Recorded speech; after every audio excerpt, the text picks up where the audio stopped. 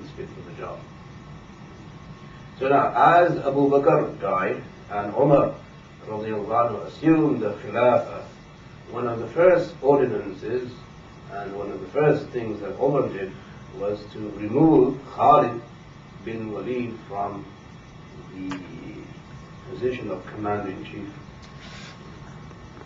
position of being the general of the Muslim army. So he sent a message, and the messenger reached Khalid bin Walid during a battle. During a battle, because they were fighting. Muslims and the Muslims were fighting. So the messenger went to Khalid, and the messenger then went also to Sa'ad bin Abi Waqqas, who was going to replace him. So Khalid read the message, and said, give it to Sa'ad. And Sa'ad read the message and said, so what in this message, the note from Umar was that Sa'ad will now take over being the military commander of this unit, and Khalid will be under the orders and under the supervision of Sa'ad bin Abi Waqqas. Some people heard this. Right? So when you have sincerity of purpose, you know what it is you're doing, and you know why it is you're doing what you're doing, then you get this miraculous picture of the Sahaba almost. That if this was to happen today, anywhere in the world, never mind Muslim country, any non-Muslim country, a non-Muslim civilization, non-Muslim army, or a non-Muslim community or country, then people would be what? Up in arms against each other, right?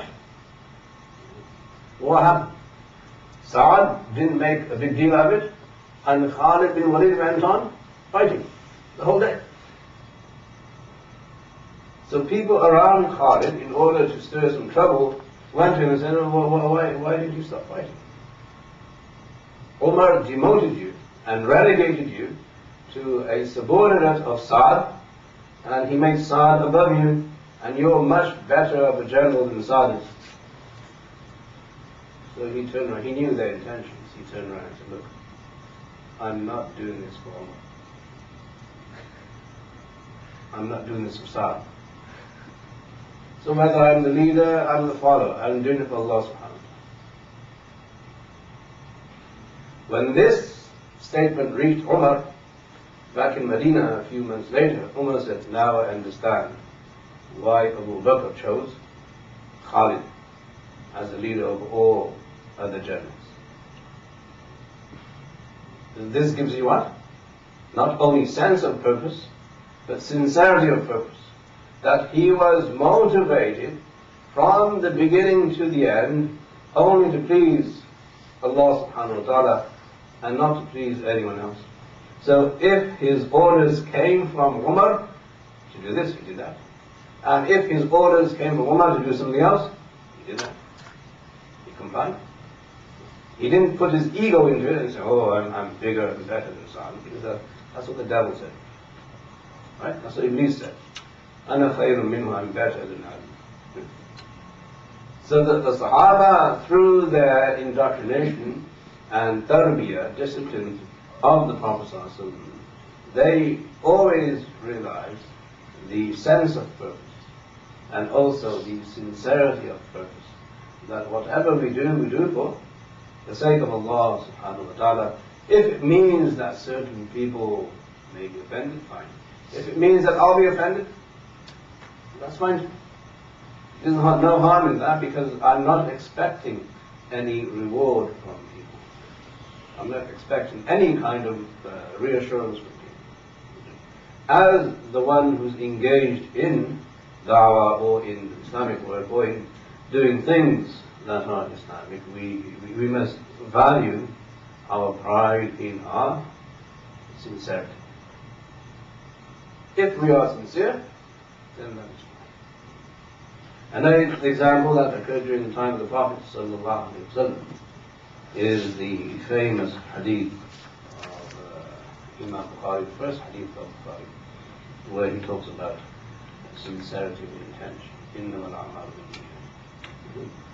Now, at the time when the order for hijrah was revealed, it was incumbent and it was compulsory upon every Muslim to migrate from Mecca to Medina, unless they weren't able to do so physically.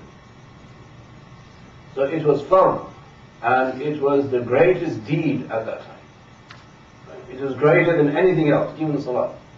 So the Prophet ﷺ made sure that he told all the Sahaba who were there in Mecca, again there were very few of them, but he informed them that this you must do. It's fard upon you, and you must migrate from Mecca to Medina. It was the greatest order of the day, it was the greatest deed of the day, and it had the greatest reward of the day. So most Sahaba went. One Sahabi came later on to Medina, later than others. And he came in, and he came to the Prophet ﷺ, paid his respect, made salam, and then he opened up to the Prophet ﷺ and said, Ya Rasulullah, it was the reason I was delayed was because I wanted to make sure that my fiancée was also making hijrah. Right? My fiancée she was a Muslim, and he wanted to wait and see and make sure that she was also migrating. So the Prophet ﷺ, in his usual habit, did not talk to the person directly. He went to the Masjid, the Mimbar. He stood up, he praised Allah subhanahu wa ta'ala, and he gave a very short khutbah. In the khutbah he said, إِنَّمَا الْأَعْمَالُ بِالنِّيَّاتِ وَإِنَّمَا لِكُلِّ امْرِئٍ مَّا نَوَى وَمَنْ كَانَتْ هِجْرَتُهُ إِلَى اللَّهِ وَرَسُولِهِ فَهِجْرَتُهُ إِلَى اللَّهِ وَرَسُولِهِ وَمَنْ كَانَتْ هِجْرَتُهُ إِلَى دُنْيَا يُصِيبُهَا أَوْ امْرَأَةٍ يَنكِحُهَا فَهِجْرَتُهُ إِلَى مَا هَاجَرَ إِلَيْهِ. Right. The name of the fiancée was Qais. Qais. The Prophet ﷺ said, all deeds and actions are governed and rewarded according to their intentions. So which action was he talking about? The greatest deed of the time. The greatest act of the time. That if you did not do that act, you would be a grave sinner. In fact, you would not be regarded as a true Muslim. But he said, no. Even this great of a deed, your intention has to be sublime, it has to be pristine, it has to be so sincere that there is no adulteration of any kind from the dunya. So whosoever's hijrah is for Allah and His Messenger, then his hijrah is for Allah and His Messenger. And whosoever's hijrah is for the dunya, that he may gain something, or for a woman whom he wishes to marry, then his hijrah is towards whatever he made hijrah to. This first hadith Imam Bukhari records in his Sahih. First, to show that no matter what great of a task you have, unless you are prompted and stimulated and then motivated for the right purpose, you will not be rewarded. So you won't be rewarded by the dunya because the dunya doesn't care. Right? Who cares whether you came here on Saturday, 3 o'clock? Nobody cares. Maybe your children do because they say, well, where are you going? Well, if you're without your spouse will care.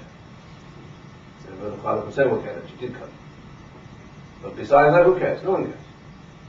And then if you're going to spoil that, okay, with an added intention of gaining the dunya, or gaining somebody's appreciation, or gaining someone else's confidence, then that is not what Islam is talking about. That is not sincerity of purpose. Your act will be valid legally, but there's no reward for it. So why are you doing this? You're doing this only to please Allah subhanahu wa ta'ala.